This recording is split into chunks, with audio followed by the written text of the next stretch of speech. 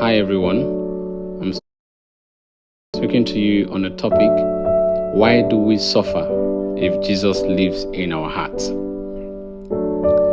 Make sure you watch to the end of this video because we'll be speaking about why do we suffer in this life? How does this apply to us today? Is Christ in our suffering with us?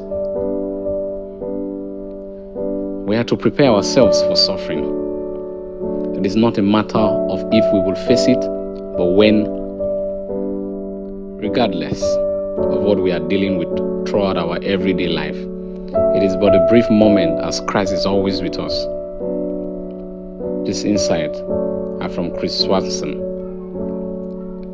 In his letter to the Colossians, Paul instructs that Christ has paid for wrongdoing, that Christ has accommodated us to God, and that Christ enables us to develop spiritually. Colossians 1:2-23 recounts what Christ has done. Paul is essentially saying that suffering is undeniable in carrying the good news of Christ to the world. It is Christ's suffering in light of the fact that all Christians are connected with Christ. Is Christ in our suffering with us? At a point when we suffer, Christ feels it with us. However, we can bear this suffering gladly since it changes lives and brings individuals into God's kingdom. We are to focus like light in a dim world. Regardless of whether he needed to die, Paul was content realizing that he had assisted the Philippians with living for Christ. At a point when we are completely dedicated to serving Christ, penance for the faith of others is an honorable price. Sin loses its power when we endure suffering, assuming that we center around Christ and what requires that we should do. Why do we suffer in this life? It is not dishonorable to suffer because of being a Christian. At this point, when Peter and John were oppressed for preaching the gospel, they celebrated on the grounds that such mistreatment was a sign of God's endorsement of their work. Acts 5:41. Suffering has extra advantages. First off, it removes our eyes from natural easement. It gets rid of shallow Christians. It reinforces the faith of the individuals who persevere, and it fills us in an illustration to other people who might follow us. Suffering because of our faith does not imply that we ignored in some way. Truth be told, it is quite the opposite. It affirms that we have been unwavering. If you read 2 Timothy 1:8, it has something there for us.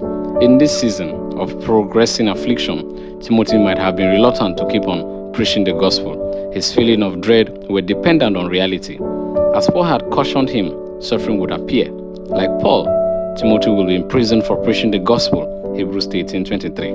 In any case, Paul guaranteed Timothy that God would invigorate him and that he would be prepared when it was his time to endure suffering. How does this apply to us today? In any event, although on occasion we may not face suffering, sharing our faith in Jesus can be troublesome. Luckily for us, similar to Timothy and Paul, we can call upon the Holy Spirit to give us boldness and courage. 2 Corinthians 4:17-18. We are to prepare ourselves for times of suffering. It is not a matter of if we will face it, but when. This too shall pass. Regardless of what we are presently dealing with throughout everyday life, it is but a brief moment and it will change. Suffering all by itself is not a privilege.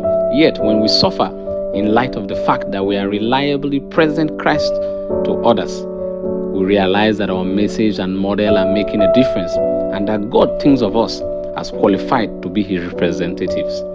Acts 5:41. For it has been granted to you on behalf of Christ not only to believe in him, but also to suffer in him. Philippians 1:29. Thank you for watching, and don't forget to subscribe and hit on the notification bell for the next video. Thank you.